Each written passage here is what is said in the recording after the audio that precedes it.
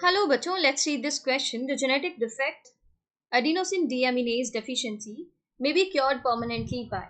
तो बहुत सारे ऐसे डिजीजेस होते हैं जो आपके जीन में है, ठीक है।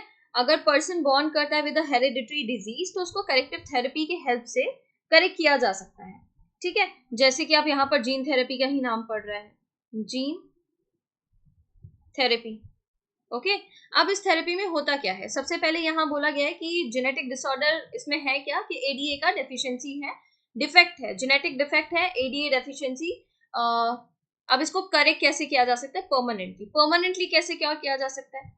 तो सबसे पहले जो भी डिफेक्ट है, अगर वो जेनेटिक लेवल पर है वो डिफेक्ट, ठीक है, जेनेटिक डिफेक्ट है, तो हम अगर उसे एम्ब्रियोलॉजिकल कंडीशन एम्ब्रियोनिक स्टेज में करेक्ट करें तो वो परमानेंट होएगा। अदरवाइज रिपीटेटिव करेक्शंस करते रहना पड़ेगा और उस थेरेपी को रिपीट करते रहना पड़ेगा, वो परमानेंट क्योर नहीं होगा अगर आप एम्ब्रियोनिक स्टेज में उसे परफॉर्म नहीं कर रहे हैं। तो सबसे पहले तो परमानेंट चेंज अगर आपको देखना है, परमानेंट क्योर की हम बात कर रहे हैं, तो हम एम्ब्रियोनिक स्टेज में परफॉर्म करते हैं इसको। एम्ब्रियोनिक स्टेज में किया गया जो थेरेपी है वो कैसा होगा, परमानेंट हो जाएगा। क्यों, अभी समझ लेते हैं। अब ये जो एडीए है, एडिनोसिन डीएमिनेज, ये आपके बोन मैरो में जो इम्यून सेल्स बन रहे हैं, बी लिम्फोसाइट, टी लिम्फोसाइट, इनके डिफरेंशिएशन में हेल्प कर रहा है और इनको मच्योर करने में बहुत इंपॉर्टेंट रोल प्ले कर रहा है, ठीक है। एडीए की डेफिशिएंसी हो जाती है तो आपकी लिम्फोसाइट्स इतने मच्योर नहीं हो पाएंगे और आपको जो भी डिजीजेस हैं उनसे प्रोटेक्ट नहीं कर पाएंगे। वैसे तो आप देखते हैं कि इनका डेवलपमेंट और डिफरेंशिएशन कहाँ हो रहा है, बोन मैरो, थाइमस, ये सब पढ़ते हैं, बट एडीए भी बहुत इंपॉर्टेंट रोल प्ले करता है इनके मैचुरेशन में और डिफरेंशिएशन में, ठीक है। तो यहाँ आप क्या देखते हैं, अब इस डिफेक्ट को कैसे करेक्ट किया जा सकता है, फॉल्टी जीन को रिमूव कर दिया जाए और अगर जीन है ही नहीं तो नया हेल्दी जीन इंसर्ट कर दिया जाए, ठीक है। हेल्दी जीन इंसर्ट कर दिया जाए तो आप करेक्ट कर सकते हैं। ओके तो अब किया क्या जाता है, यहाँ किया ये जाता है जिस भी पर्सन को डिजीज है, ठीक है, सबसे पहले तो हम फंक्शनल एडीए सीडीएनए बनाते हैं यूजिंग अ रेट्रोवायरल वेक्टर। क्या बना लेंगे, ADA cDNA by using retroviral vector, ठीक है। अब सबसे पहला स्टेप इस थेरेपी में क्या होता है, इस थेरेपी में सबसे पहला स्टेप ये होता है कि लिम्फोसाइट्स जो हैं from the blood of the patient are grown in culture outside.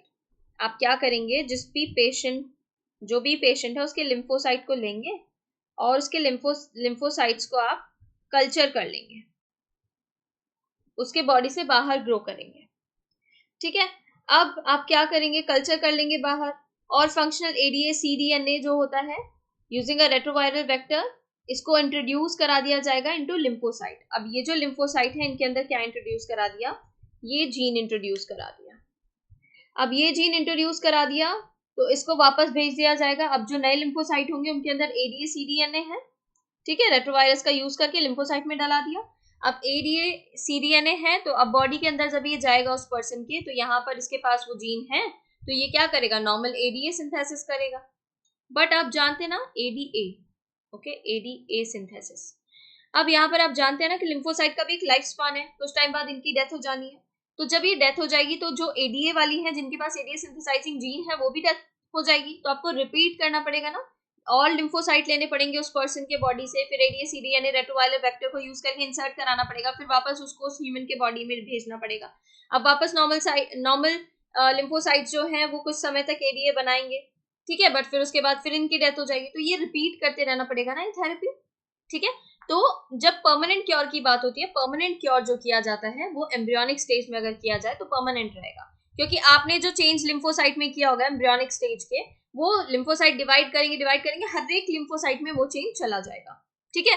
Embryonic stage में यही होता है, डेवलपमेंट चल रहा है, सेल्स डिवाइड कर रहे हैं, तो जो भी चेंज करना है वो कर दिया, वही रेप्लिकेट हो जाएगा, वही डिवाइड कर जाएगा, वही हर एक सेल में पहुंच जाएगा, ठीक है। तो यहाँ ये देखा जाता है। अब देखिए क्या कह रहे हैं, एंजाइम रिप्लेसमेंट थेरेपी, तो एंजाइम रिप्लेस कर देंगे, परमानेंट क्योर तो नहीं हुआ, रिपीट करते रहना पड़ेगा। Periodic infusion of genetically engineered lymphocyte having functional ADA cDNA, तो अभी बात की है इसकी, तो हमने इसे तो रिपीट करते रहना पड़ेगा क्योंकि इन लिम्फोसाइट का एक लाइफ स्पान है। एडमिनिस्ट्रिंग अडिनोसिन डीएमिनेज एक्टिवेटर, तो ये इनकरेक्ट हो जाएगा. Introducing bone marrow cells producing ADA into cells at early embryonic stages, तो यहाँ क्या किया गया, अर्ली एम्ब्रियोनिक स्टेज में चेंज करने की बात की गई है. और क्या कराएंगे, इंट्रोड्यूस कराएंगे बोन मैरो सेल्स जो प्रोड्यूस करती हो एडीए. ठीक है, तो ये कैसा हो जाएगा, परमानेंट क्योर हो जाएगा. ऑप्शन डी इज करेक्ट है. इसके regarding information new NCERT class 12 page number 182 पर गिवन है. थैंक